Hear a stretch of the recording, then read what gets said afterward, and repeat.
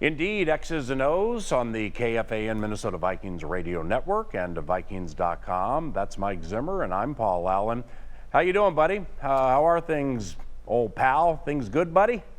Doing good, Paul. Doing good. Yeah, I caught a wry smile there and started off in a friendly fashion. That Monday press conference, the one that you do every single week. Holy cow! I mean, it was just like dart here and just shot here and there's just that you got out of it alive, and that's really what matters most, right?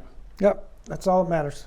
Now, do you ever find it in any way strange that you have a job where people get to ask you about the future of your job, how much money you make, are you going to be extended, and you answer, and thousands of people watch? And it's almost like a TV show or a movie where you're going to get some in the crowd who want a car crash, and you'll get some in the crowd who want a happy ending. I mean, have you ever just sat back and thought about how crazy that is?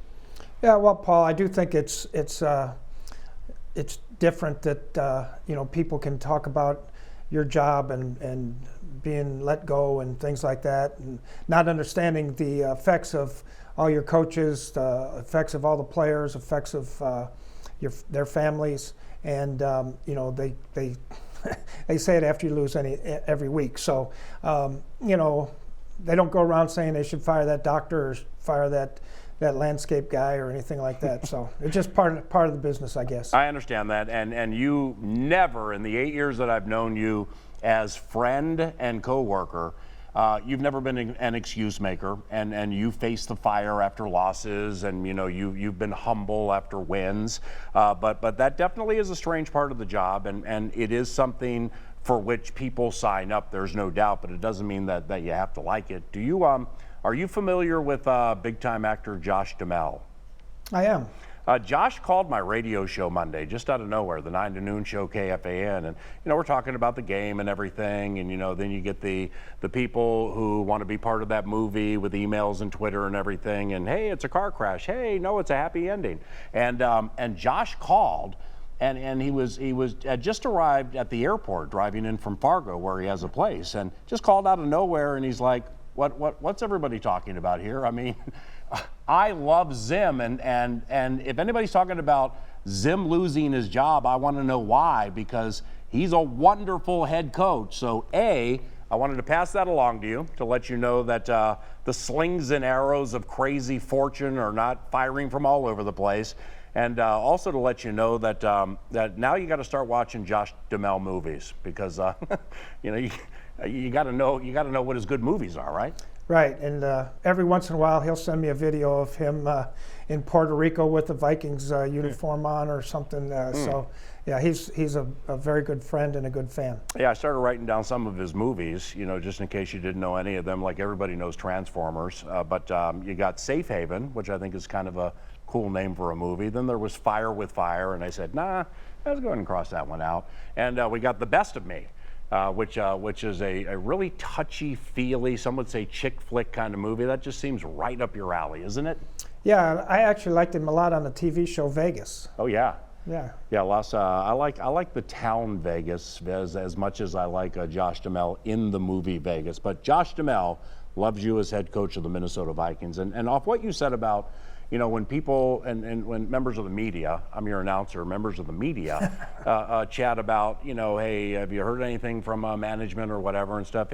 They're doing their job, and I respect that absolutely. But you're so right about so many people and families impacted, no matter which way a decision goes. But then you'll get those who are like, there's speculation out there, and I'm not a fan of that. And I'm not a fan of people saying there's speculation out there when it comes to like social media, Twitter, fans, and stuff like that. So, you said it was media driven in your Monday press conference. I respectfully disagree with your take, Coach. I don't think it's media driven. I think it's more mob mentality driven, and that's kind of how I look at it. How do you look at it?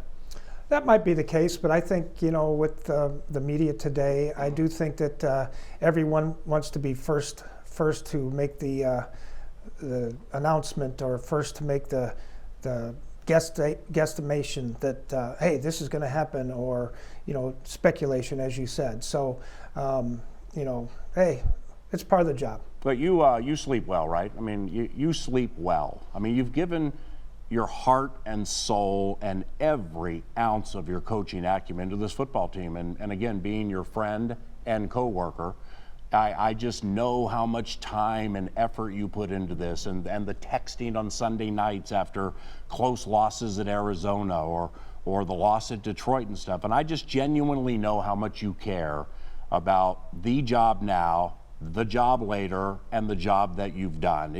You've given everything, Zim, haven't you? Yeah, I've tried my best every single week. To me, what's important is the players, and trying to give them my very best each and every time I go out there. But yeah, I mean, I broke a tooth off about 8 weeks ago and still haven't been to the dentist. Almost lost my eye, a couple years ago. So, there's all kinds of things that, that I've tried to do here. I'm not laughing when you were like on the eye and everything. That that Monday night at Chicago, I mean, holy cow. Yeah, and that season, Prefer coaches the team on Thursday Night Football against the Dallas Cowboys, comes right down to the wire. And I remember you had sent me a text saying, when you go on the radio, can you tell the fans this? Sorry, I can't be there, blah, blah, blah, love the team and stuff like that. I thought it was really powerful. And then I asked you, will you listen to a little bit of the game on the radio? You never get the opportunity to do that. And after one possession, I texted you saying, are you listening? And you said, I can't listen. You give me anxiety. Everything's so up and down. And welcome to the National Football League. It's an anxiety-filled business, isn't it, Coach? Yeah, and all of our anxieties are high each and every week. And also at that Monday press conference, you started to rattle off those games. I can't remember what led to it, but you're dead right. And you didn't win them. You didn't win them. It's not your fault. It's not any one person's fault in those situations in the ultimate team game, but just to think about it, you're kind of getting outplayed at Cincinnati. You got a million penalties. Then all of a sudden you catch fire. You go to overtime, and of all things, Dalvin drops it, like one of the best players on the team. And at Arizona, you miss the kick. And then Goff, goes down the field at Detroit in kind of a weird game there. It's just, you've done this multiple decades, Zim, and you've seen a lot, man. But have you ever seen anything like those close finishes never going your way? It's hard for me to think back all those times. I do remember, Paul, the year we won the Super Bowl in Dallas. It was such a draining year.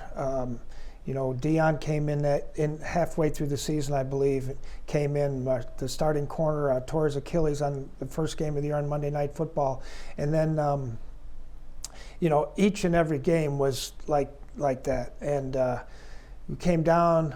We had to make a catch on 3rd and 12 to win the playoffs or get in the playoffs. And the next week, San Francisco lost on the way to when we were flying out to Arizona, and then we got home field advantage. And I can remember going in the locker room after we won the Super Bowl and actually sitting down in my locker and going, whew, that was something.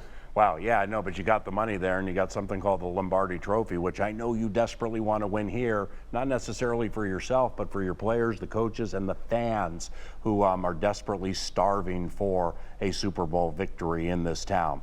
Another weird thing that I just thought of is that there are people listening right now, KFAN, Vikings Radio Network, watching at Vikings.com, that just waiting for a shoe to drop, just like waiting there for you to be like, unvaccinated players are selfish and they have themselves first and not the team, or the quarterback's not ready. Okay, run scout team. Do you know what that means? Do you really want to debut somebody at Lambeau Field when it's -10 against Aaron Rodgers in a nationally televised game? Or it's just stuff like that. I mean, people in that spot, people just wait so for a shoe to drop so they can roll with it. And speaking of quarterbacks, Cousins, correct me if I'm wrong here, but even if Cousins were vaccinated, he would not have played Sunday night because of when he got bit, right? Exactly. Yeah. He was out for 5 days, even if he was vaccinated. Yeah, I felt You were more of a long shot to win the game, obviously, with the circumstances than you were had all your best players been playing. And so we get done with the game and everything, it didn't go the right way, and then we're heading out to the buses, and I see Sean Mannion, and I'm sure you saw him after the game. Broke my heart. I mean, because he's sitting there, and he wanted to win that game and do well so badly for everybody around him, the village that is the locker room. And it was a pleasure to shake his hand. But it's just moments like that you come across in this emotional game. And those are things the public and a lot of the media don't see that you're immediately tied to, because you're a boss and a dad, all at the same time. You have to be. And I mean, if you're Sean, he's like, he was thinking, I would imagine, like, I may never start a game again, and we couldn't get the money here tonight. So just things like that are just, they're so touching. Do you see it that way? Yeah, I mean, these guys put their heart and soul into each and every week, and sometimes it goes your way and sometimes it doesn't. But one of the things, Paul, that regardless of anything that goes on after the season, I can stand proud when I walk into a stadium like Lambeau, or I walk into US Bank Stadium, and I say to myself, 1 billion people would love to be sitting here right now and doing this job. Amen. Amen. And not only have you earned that job, you've done well with that job, and whatever happens. Oh, by the way, you play the Bears Sunday at noon. Good old Akeem Hicks. If Nagy decides to play his ones, I started putting the game calling depth chart together today, and I'm like, Hicks, Goldman, Jalen Johnson, Robert Quinn with 1 million sacks. That Akeem Hicks, man, what a beast! Holy cow! Yeah, he's a very, very good player. Excellent power rusher, really good quickness, athletic. Raekwon Smith is a terrific linebacker. They've got some terrific players over there, and they've had a rough season too. And I'm sure they're going to want to try to win the last game of the year as well. Aqib Talib, you familiar with him? Yes. Yeah, he's calling your game this weekend. I had him on my radio show today. He loves you. I mean, because you're a press corner, you're a man corner kind of guy. I think it once was said that if I want to cover 2 corner, I can find him at a 7-Eleven. And so I had Aqib on and asked him about you, and he's good friends with Patrick Peterson, and Patrick's obviously quite fond of you. That's why he's here. But Aqib Talib, just to let you know, you got another fan out there that you probably never knew about, right? Yeah. Well, I wish I had a few more of those guys play for me as well. Yeah, I understand that. But remember, it's like a movie. Some want a car crash, some want a happy ending. And off that question, by the way, how much do you make? I mean, I don't think that's ever gone public. Well, hey, we can ask questions like that, right? How much you got in your 401k, your pension? Why don't you just go ahead and share it with everybody right now? Yeah, I think you'd have to talk to my agent about all those things. I don't really know. Mike, God bless you. Look forward to seeing you before or after the game this weekend. And I appreciate you joining the show.